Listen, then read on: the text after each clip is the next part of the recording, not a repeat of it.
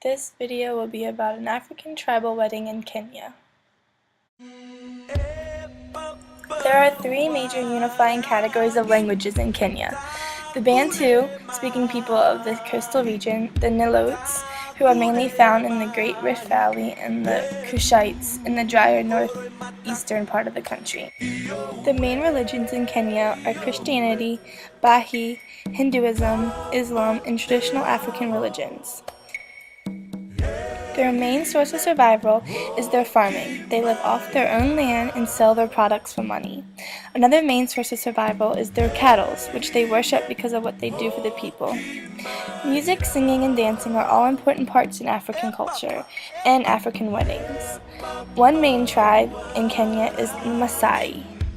There are many steps in preparing a young lady for marriage. In Africa, the bride is paid with much respect because she is a connection to the unborn child that could one day be a powerful man. When girls are young, they are sent to school where they are taught how to be attractive and how to be a suitable partner. The next step in many African marriages is lobola, an age-old African custom that is alive today as it was 100 years ago. Lobola is a complex negotiation between the groom and bride. They discuss the price that the groom will pay for the bride's hand in marriage. The lobola, or the bride price, meaning usually lasts up to 2 days or longer. It depends on when the relatives have made a decision. The money the bride's family receives from lobola is used to help the young bride set up their house. Lobola is a gesture of gratitude from the groom's family. After the lobola has been made, then the planning of the wedding begins. The couple is not allowed to meet alone until the wedding ceremony. Marriage in the traditional Kenya context is defined as a rite of passage that every individual is expected to undergo in his or her lifetime. The purpose of marriage is to widen one's family by procreation and by welcoming in-laws. The Maasai people of Africa grow up in a close community. However, the girls are given to much older men in marriage whom they do not even know. The bride must dress in her finest clothes and jewelry, which is brightly colored, unlike Americans where we wear all white. The bride packs up all her belongings, and just before she leaves, her father spits on her head and breast as a blessing and says, Miniko Eneka Enkera Kumuko. The translation is, May God give you many children. As soon-to-be bride walks to her husband, the groom's female relatives yell insults at her and throw cow dung at her head. This is to be done to ward off bad luck and to see how the new wife will handle tough situations in a married life. She then leaves, walking with her new husband to their new home, never looking back, afraid that she will turn to stone. The Maasai are traditionally polygamous and polyandry. A woman marries not just her husband, but the entire age group. Men are expected to give up their bed to a visiting age-mate guest. The woman decides strictly on her own if she will join the visiting male, and any children which may result in this, the husband's child and his descendants. If the marriage does not work out, there is katalia, is a kind of divorce that is possible in the house of wife's father, usually for gross mistreatment of the wife. Repayment of the bride price and custody of the children are mutually agreed upon.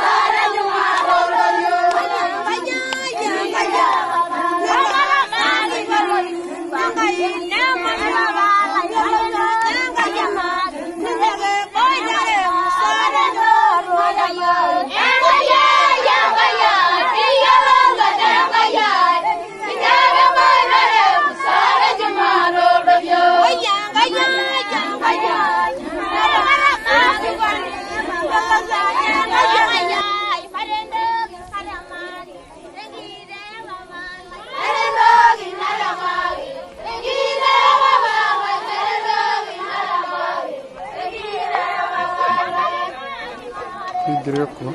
Ele?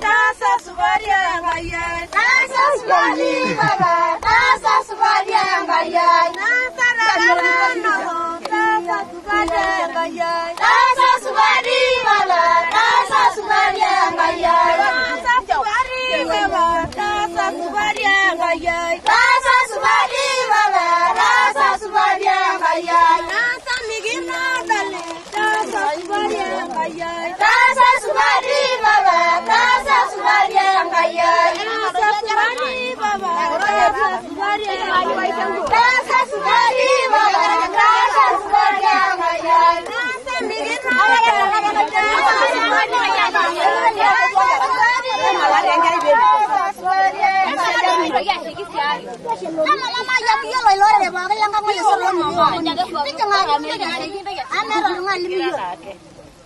Nana yola.